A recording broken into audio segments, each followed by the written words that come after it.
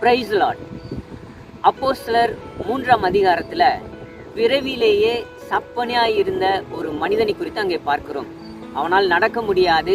தினந்தோறும் அலங்கார வாசல் என்று சொல்லப்படுகிற இடத்திலே அவன் பிச்சை எடுத்து கொண்டிருந்தான். ஒரு சாதாரண ஒரு பிச்சைக்காரன். அன்றைக்கு ஆண்டவராகிய இயேசு கிறிஸ்துவனுடைய சீடர்களில் அப்போஸ்தலர்களான பேதுருவும் யோவானும் ஜெப ஆலயத்திற்கு போகிறார்கள். அந்த மனிதன் அவர்களிடத்திலே அவன் எப்பொழுதும் போல அவன் தர்மம் கேட்கிறான். அப்பொழுது பேதுருவும் யோவானும் ஒன்று இருக்குன்னு சொல்லணும், இல்லைன்னா இல்லைன்னு சொல்லிட்டு போயிருக்கணும்.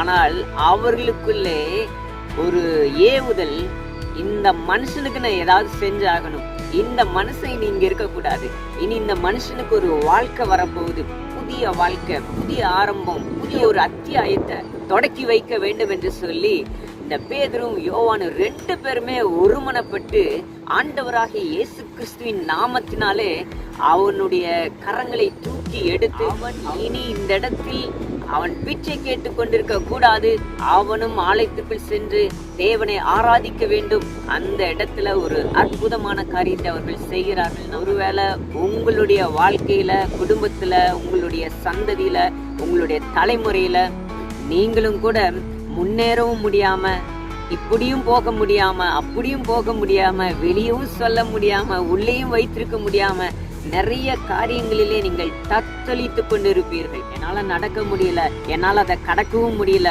என்னால என் குடும்பத்தை ரன் பண்ண முடியல. இன்னைக்கு ஏதோ ஒரு இடத்துல நீங்க முடங்கி இருக்கிறீங்க, உங்களால மேல எழும்ப முடியல. இன்றைக்கு ஆண்டவராகிய கர்த்தர் எப்படி ஒரு 2 அப்போஸ்தலர்களை அந்த இடத்திற்கு அனுப்பி அந்த மனிதனுடைய வாழ்க்கைய புரட்டி போட்டு அவனுடைய வாழ்க்கையில ஒரு ஒளியை ஏற்றி வைத்தாங்க பாருங்க.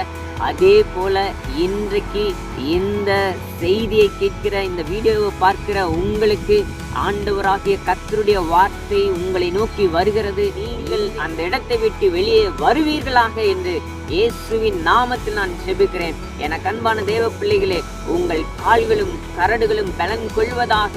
உங்களுக்கு கர்த்தர் ஒரு புதிய பலனை தருவாராக, புதிய வல்லமை தருவாராக.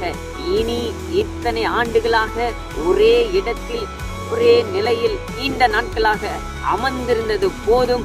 இனி நீங்கள் அந்த இடத்தில் இருக்கக்கூடாது, இனி நீங்கள் அந்த நிலையில் இருக்கக்கூடாது. இனி அந்த ஸ்டேஜை விட்டு கர்த்தர் ஒரு புதிய அத்தியாயத்திற்குள், புதிய ஒரு சகாப்தத்திற்குள் கர்த்தர் உங்களை நடத்துவாராக. உங்களுடைய வாழ்க்கை மாறட்டும். உங்களுடைய சிரசின் மீது கர்த்தருடைய கரம் இறங்குவதாக.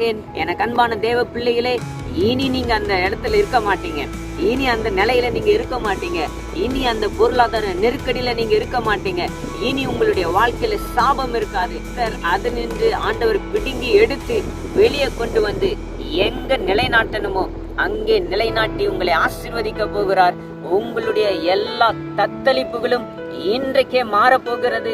பல ஆண்டுகளாய் ஒரே நிலையில் தர்மம் ஏந்தி கொண்டிருந்த அந்த மனிதனுக்கு அப்போஸ்தலர்களால ஒரு விடுதலை உண்டானதோ, அதே போல இந்த செய்தியை கேட்கிற உங்களுக்கு இன்றைக்கே ஒரு விடுதலை உண்டாவதாக என்று இயேசுவின் நாமத்தில் ஜெபிக்கிறேன்.